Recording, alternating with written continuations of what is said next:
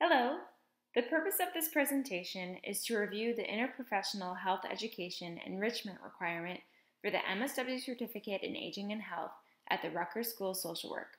This presentation also contains information about other ways to network and connect with a community of passionate social workers in aging and health. Let's begin with the Interprofessional Health requirement.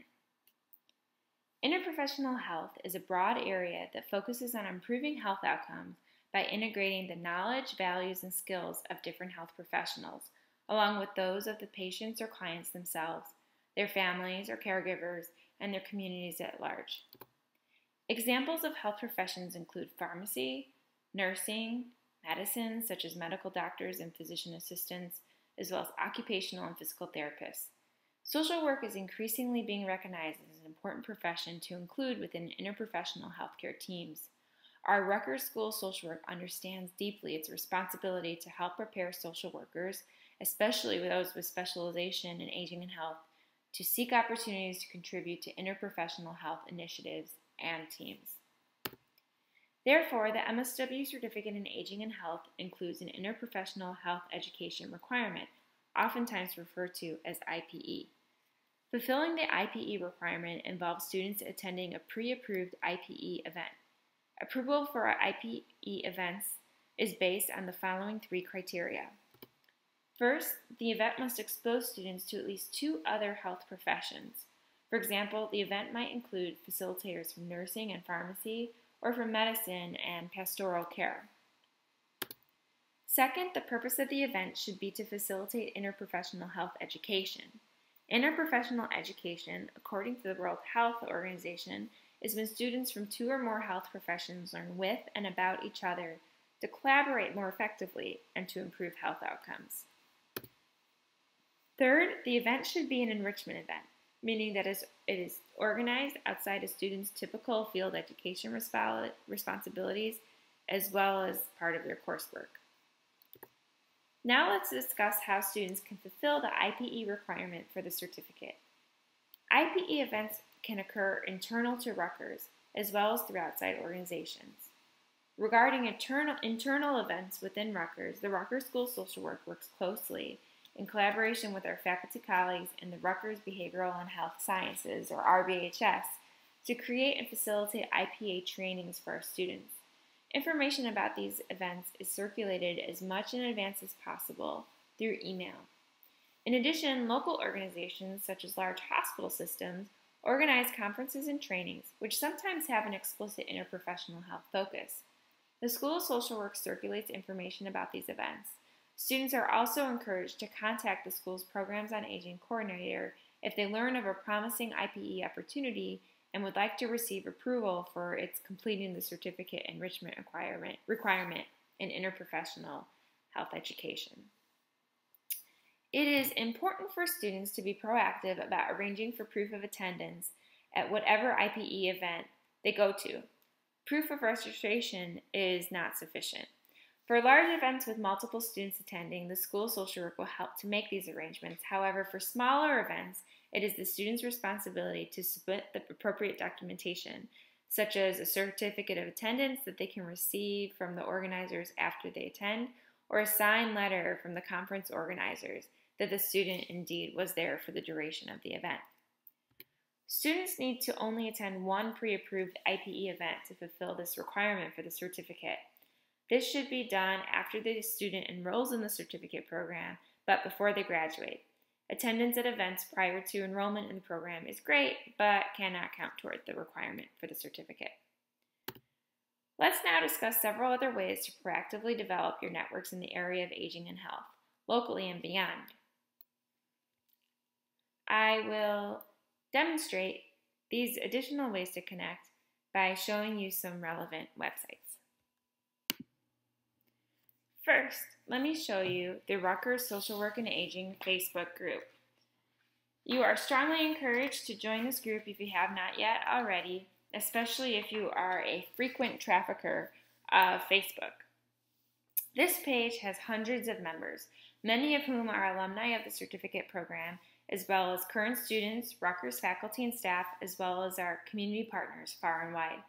The purpose of this group is to share information to keep people up to date on the developments and opportunities in aging and health. For example, people use this site to share recent news articles, post job announcements, and distribute flyers regarding continuing education opportunities. To get to this site, you go to facebook.com and you can just search the Rutgers Social Work and Aging, and you should find the group pop up here. Since I'm already a member, I can't demonstrate this to you, but if you're not a member yet, you'll see around this area a request to join, and that will be sent to the page's administrator, who will approve your request as long as it's clear that you have connections to Rutgers, Aging, and or New Jersey. We encourage people who are members of this page to participate actively. For example, this person presented a news article that they came across, and you can see our community here responding with comments and likes, demonstrating interest and solidarity in the critical issues and information about our field.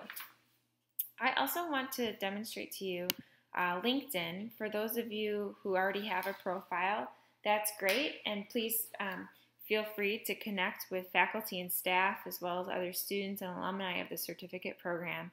And you're also, if you haven't created a profile yet, you can just get started by creating a very bare bones profile that will just allow you to have a presence here and at least start building your online networks of people who have connections to the Rutgers programs on aging. Finally, I want to show you some websites of some great professional organizations that offer resources nationally in the areas of aging, health, and social work.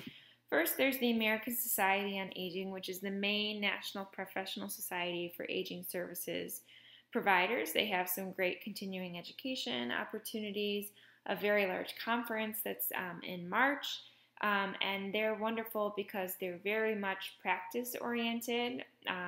Many of the members are social workers in their background, and they're all about the issues facing older adults.